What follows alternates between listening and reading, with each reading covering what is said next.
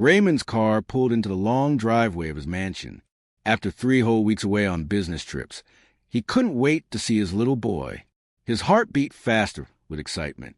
He imagined Ethan running to the door, arms wide open, shouting Daddy's home. But when Raymond opened the front door, something felt wrong. The house was too quiet. No laughter. No cartoons playing on TV. No sound of little feet running across the floor. "Ethan," Raymond called out, his voice echoing through the empty hallway. Silence. His stomach twisted with worry.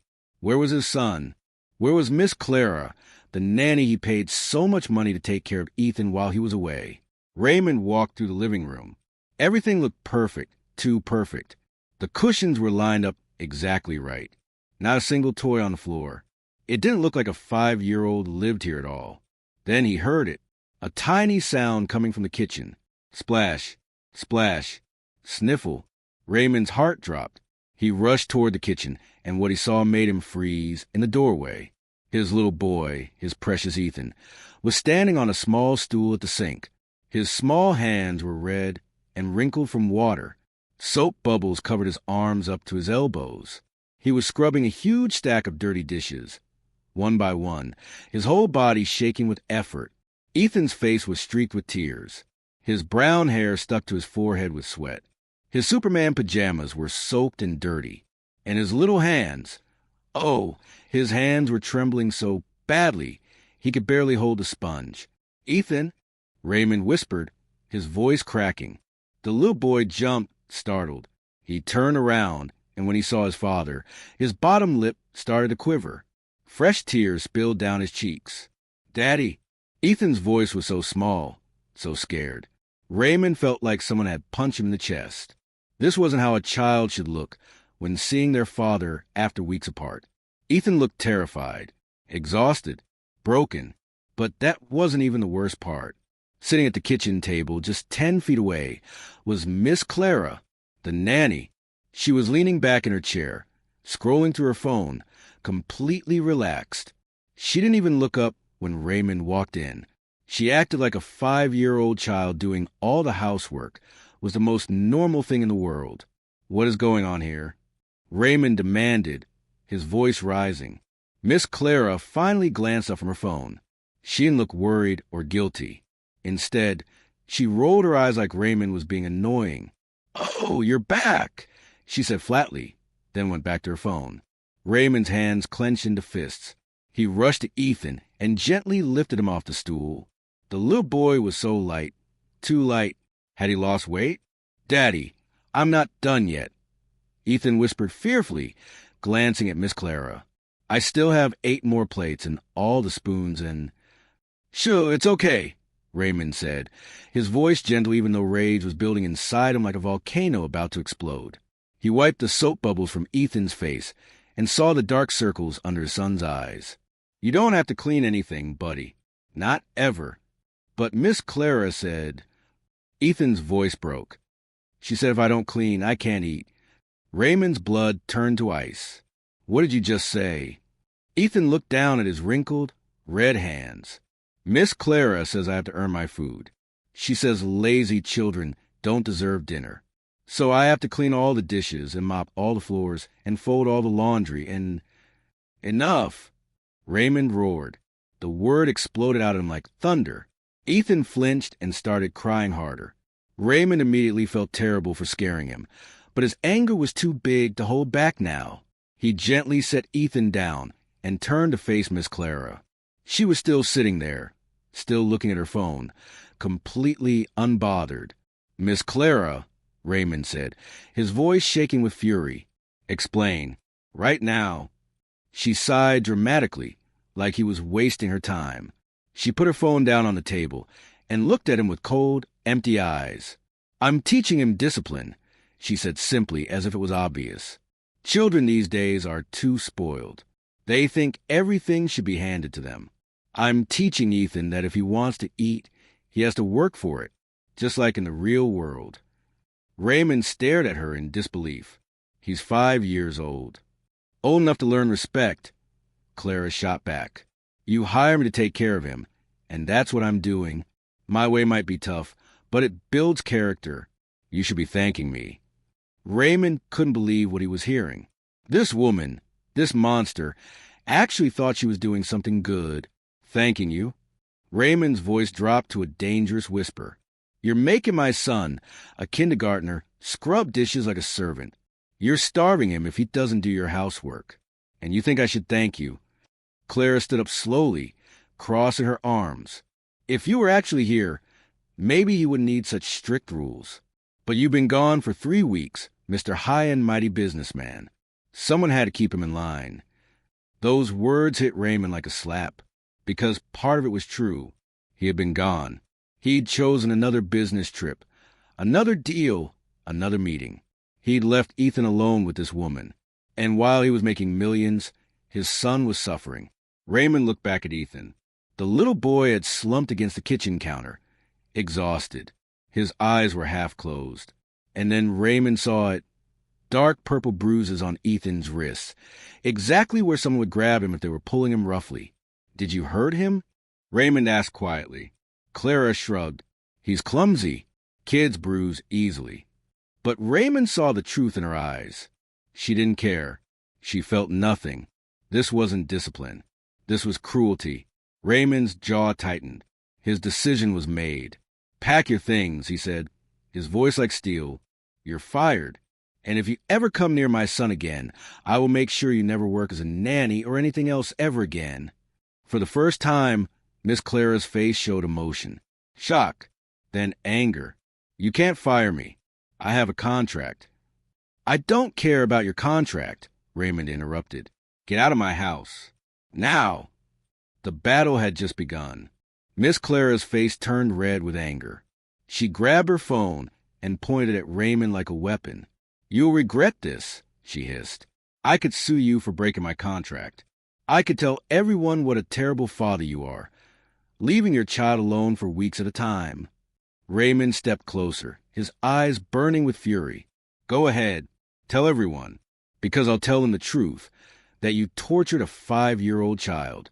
That you starved him. That you treated him like a slave instead of caring for him." Clara's confident smile wavered. She realized Raymond wasn't backing down. "I want you out of this house in 15 minutes, Raymond continued. "If you're not gone by then, I'm calling the police." "Fine," Clara shouted. She stormed toward the door, then stopped and turned back. Her face was twisted with bitterness. "You think you're such a great father? You're not. You care more about your money than your son. That's why I had to be so tough with him, because you weren't here." Her words stabbed into Raymond's heart, because deep down, he knew there was some truth in them. But before he could respond, Clara grabbed her purse and slammed the front door so hard the whole house shook. And then she was gone. The house fell silent, except for the sound of Ethan's quiet crying. Raymond took a deep breath and turned back to his son. Ethan was still standing by the sink, looking small and scared and so tired. "Come here, buddy," Raymond said softly, kneeling down with his arms open. Ethan hesitated. For a horrible moment, Raymond thought his son might be too afraid to come to him. But then Ethan ran into his father's arms and buried his face in Raymond's shoulder. The little boy sobbed and sobbed. Raymond held him tight, feeling his son's tiny body shake with each cry. Raymond's own tears started falling too. "I'm so sorry," Raymond whispered, kissing the top of Ethan's head. "I'm so sorry I left you alone with her. I should have been here. I should have protected you. She was so mean, Daddy." Ethan cried. "She made me clean everything. The floors, the bathrooms, the windows. And if I did it wrong, she would yell and yell. And she said you didn't love me anymore because you stayed away so long." Raymond's heart shattered into a million pieces. No, he said firmly, pulling back to look Ethan in the eyes. "That's a lie, Ethan. The biggest lie anyone has ever told. I love you more than anything in the entire world. More than my job, more than money, more than everything. You're the most important thing in my life." "Then why did you leave?" Ethan asked, his voice so small and hurt. Raymond didn't have a good answer. How could he explain to a 5-year-old that he thought making more money would make their lives better, that he thought working harder, would give Ethan a better future? How could he say that he'd been so wrong? I made a terrible mistake, Raymond admitted. I thought I was doing the right thing by working hard and making money for us. But I forgot the most important thing, being here with you. Money doesn't matter if we're not together. I'm so sorry, buddy. Can you forgive me? Ethan sniffled and nodded slowly. I just want you to stay home, Daddy. I will, Raymond promised. From now on, everything is going to be different. I promise you, no one will ever hurt you again. Ever. Raymond picked Ethan up and carried him to the living room couch. As he sat down with his son in his lap, he noticed more troubling things. Ethan's clothes hung loose on his thin frame. There was a glass of milk on the coffee table, completely untouched and warm, probably from hours ago. And when Raymond pushed up Ethan's sleeve, he saw more bruises on his arms. Ethan, Raymond asked gently, did Miss Clara hit you? Ethan looked down. Sometimes, when I was too slow or when I broke a dish. She said I deserved it for being clumsy and stupid. Raymond had to close his eyes and count to 10 to stop himself from completely losing control. How had he not known? How had he not seen the signs? You're not stupid, Raymond said firmly. You're smart and kind and wonderful. And nobody has the right to hurt you. Not ever. She said it was discipline. Ethan whispered, like you asked her to do. I never, ever asked her to hurt you, Raymond said, his voice shaking. What she did was wrong. So wrong. And it's my fault for not being here to protect you. Raymond held Ethan close, and they sat together in silence for a long time. Outside, the sun was setting, painting the sky orange and pink. The beautiful mansion around them suddenly felt cold and empty, like a fancy prison instead of a home. When did this start? Raymond asked quietly. 3 weeks ago, Ethan said, the day after you left for your trip. At first, Miss Clara was okay, but then she got meaner and meaner. She said I was too messy. She said I made too much work for her. So she made me start cleaning. 3 weeks. His son had suffered for 3 entire weeks while Raymond was in business meetings, making deals and celebrating successes. Raymond had been living in fancy hotels, eating expensive meals, and feeling proud of himself for being such a great businessman. Meanwhile, Ethan had been here, scared and alone, cleaning and crying and wondering why his daddy didn't come save him. I'm the worst father in the world, Raymond whispered, more to himself than to Ethan. No, you're not, Ethan said, looking up at him with those big, trusting eyes. You came back. You saved me. You're my hero, Daddy. Those simple words broke something open in Raymond's chest. Tears poured down his face. Tears of sadness, guilt, and love all mixed together. I love you so much, Ethan, Raymond said, hugging him tight. And I'm going to prove it to you every single day. No more long trips. No more leaving you with strangers. From now on, you and me were a team. Promise? Ethan asked. I promise, Raymond said. On my life, I promise. Ethan finally smiled, a small, tired smile, but a real one. Can we have pizza for dinner? He asked hopefully. Miss Clara only let me eat bread and water. Raymond felt another wave of anger, but he pushed it down. Clara was gone. She couldn't hurt Ethan anymore. Now it was time to focus on healing. We can have whatever you want, Raymond said, standing up with Ethan still in his arms. Pizza, ice cream, chicken nuggets, anything. Everything. Ethan asked, his eyes going wide. Everything, Raymond laughed. It felt good to laugh. It felt good to see a spark of happiness return to his son's face. They ordered 3 different pizzas, chicken wings, and a huge chocolate cake. They sat on the floor in the living room, not at the fancy dining table, and ate until their stomachs hurt. Ethan laughed when Raymond got pizza sauce on his expensive business shirt. Raymond laughed when Ethan tried to fit a whole chicken wing in his mouth. For the first time in weeks, the mansion felt like a home. That night, Raymond tucked Ethan into bed, something he realized he hadn't done in months. Daddy, Ethan asked sleepily, will you stay until I fall asleep? I'll stay all night if you want, Raymond said, sitting on the edge of the bed. All night? Ethan's eyes lit up. All night, Raymond confirmed. In fact, how about I sleep right here on the floor next to your bed? That way, if you have any bad dreams, I'll be right here. Ethan smiled the biggest smile Raymond had seen in forever. Really? Really? And that's exactly what Raymond did. He grabbed a pillow and blanket and made a bed on the floor next to Ethan. As his son drifted off to sleep, holding tight to his stuffed bear, Raymond made a silent promise to himself. Everything was about to change. The next morning, Raymond woke up to something he hadn't heard in forever, the sound of his son giggling. He opened his eyes and saw Ethan standing over him, holding a toy dinosaur right above Raymond's face. "Roar! Wake up, Daddy. The dinosaur is hungry." Ethan laughed. Raymond grabbed Ethan and tickled him until the little boy squealed with joy. They rolled around on the floor, laughing so hard their stomachs hurt. This was what Raymond had been missing. This was what really mattered. "Want to make breakfast together?" Raymond asked. Ethan's eyes went wide. "You know how to cook?" Raymond laughed. "Well, not really, but we can learn together." They went to the kitchen, the same kitchen where Raymond had found Ethan scrubbing dishes just yesterday. But today was different. Today, they were going to fill this room with happiness instead of tears. Raymond tried to make pancakes, but he burned the first 3.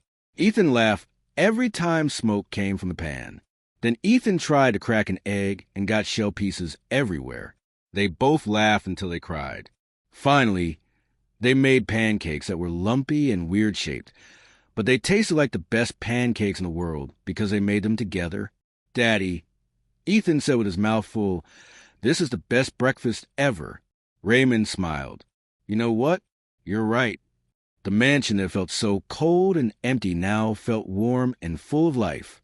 The sunshine coming through the windows seemed brighter. The room seemed cozier. Everything felt different because love had come back home. Over the next few days, Raymond made big changes to his life. He called his assistant and said, "Cancel all my trips for the next 6 months. And any meeting that's not absolutely necessary, cancel that too." His business partners were shocked. "But Raymond, what about the Tokyo deal? What about the meeting with investors?" "My son is more important," Raymond said firmly. If they can't wait, then the answer is no. Some people thought Raymond had gone crazy. A millionaire choosing his kid over money? Unheard of. But Raymond didn't care what anyone thought.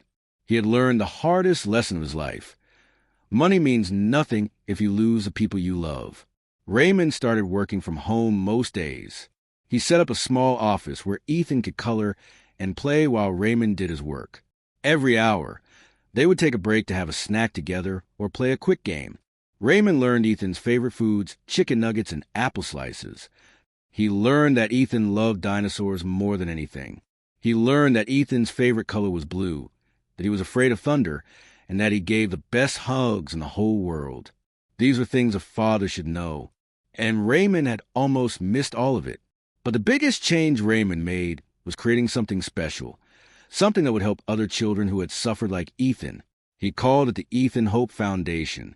The foundation's mission was to help children who were being hurt by the people supposed to care for them.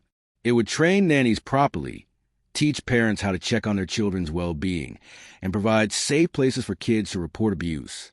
Raymond poured his heart and money into this foundation. Every time he thought about what Ethan had gone through, he worked harder to make sure other children wouldn't suffer the same way. "Why are you calling it the Ethan Hope Foundation?" his assistant asked. Raymond smiled, watching Ethan play with his toy cars across the room.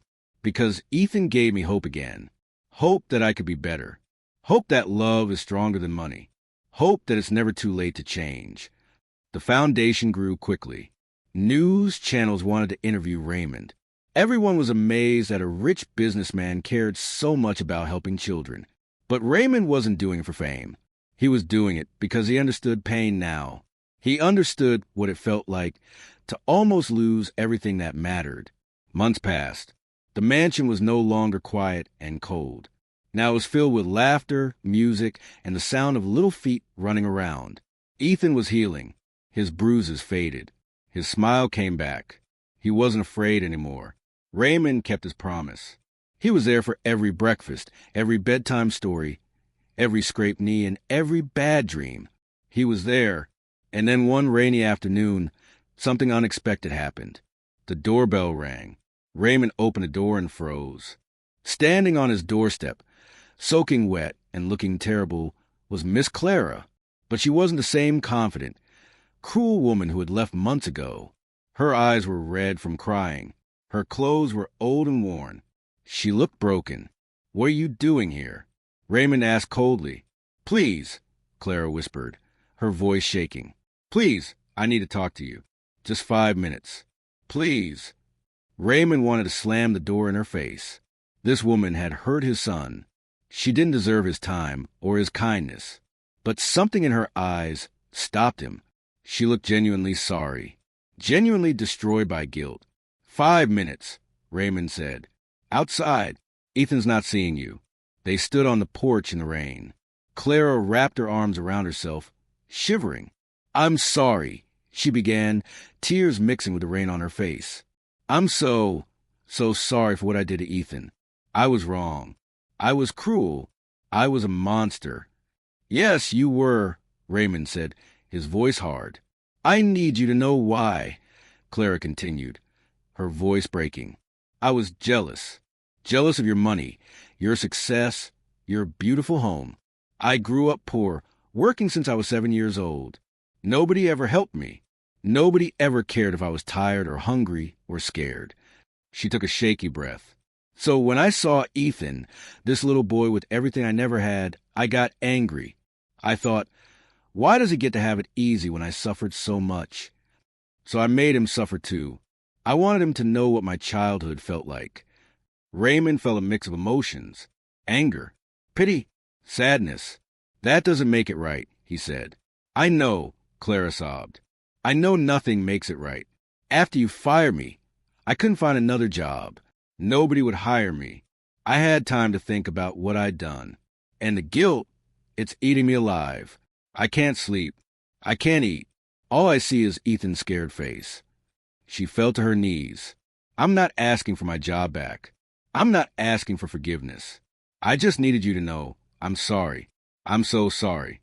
If I could take it all back, I would. If I could trade places and take his pain, I would. I'm sorry." Raymond stood there, looking down at this woman crying in the rain. He had every right to send her away, every right to let her suffer. But then he remembered something Ethan had said last week. "Daddy, you taught me that everyone makes mistakes, even big ones. And if they're really sorry, we should give them a chance." Raymond took a deep breath. "Clara, what you did was unforgivable. You hurt my son, my everything. But—" He paused, thinking carefully about his next words. "But I've learned that holding on to anger only hurts me. And I've started a foundation to help children. Part of helping children is making sure the people who care for them know better. So I'm going to offer you something." Clara looked up confused. "The Ethan Hope Foundation needs people who understand what it's like to make terrible mistakes," Raymond said. "People who can teach other nannies what not to do. People who can share their stories so others don't make the same choices. Would you be willing to do that?" Clara's mouth fell open. You're giving me a chance? After everything?" "I'm giving you a chance to make things right," Raymond corrected. "Not for me. For all the other children out there who need protection." At that moment, the front door opened. Ethan peeked out. "Daddy? Who's at the door?" he asked. When Ethan saw Clara, he froze. For a moment, fear flashed across his face. That same fear Raymond had seen months ago. But then something amazing happened. Ethan walked slowly toward Clara. Raymond wanted to stop him, to protect him, but something told him to wait. Ethan stood in front of Clara and looked at her with those big, innocent eyes. "Are you sorry?" he asked simply. Clara broke down completely. "Yes, I'm so sorry, Ethan. I was mean to you. I hurt you, and I'll never forgive myself for that." Ethan thought for a moment. Then he said, "My daddy says everyone deserves a second chance if they're really sorry. Are you really sorry?" "More than anything in the world," Clara whispered. Ethan nodded seriously. "Then I forgive you, because holding on to mad feelings makes your heart heavy. And I want my heart to be light." Those words, from a 5-year-old child, brought tears to Raymond's eyes. His son, who had suffered so much, had a bigger heart than most adults. Clara hugged Ethan gently, crying, "Thank you. Thank you. I promise I'll spend the rest of my life making sure no other child gets hurt like I hurt you." And she kept that promise. Clara became the head trainer at the Ethan Hope Foundation. She traveled around, teaching nannies about kindness, patience, and love. She shared her story, the ugly, painful truth of what she'd done, to make sure others learned from her mistakes. The foundation helped thousands of children. It changed laws about childcare. It created safe ways for kids to report when they felt scared or hurt. And at the center of it all was Raymond and Ethan, a father and son whose love had transformed pain into purpose. Years later, when Ethan was grown up, a reporter asked him, "What did your father teach you that mattered most?" Ethan smiled and said, "He taught me that the richest person isn't the one with the most money. The richest person is the one who has the most love. And we were millionaires in the only way that really matters."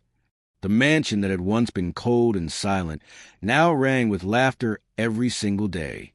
Because Raymond had learned the most important lesson of all: you can build an empire worth billions. You can own mansions and cars and everything money can buy. But none of it means anything if you don't have love. The greatest wealth isn't in your bank account. It's in the people who run to hug you when you come home. It's in the breakfast you make together, even if you burn the pancakes.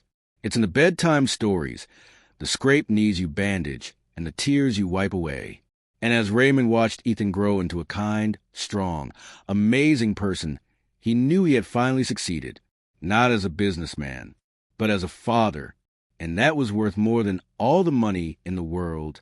If this story touched your heart, please share it with someone who needs to hear this message. And subscribe for more stories that remind us what truly matters in life. Because love, real, present, active love, is the only wealth that lasts forever.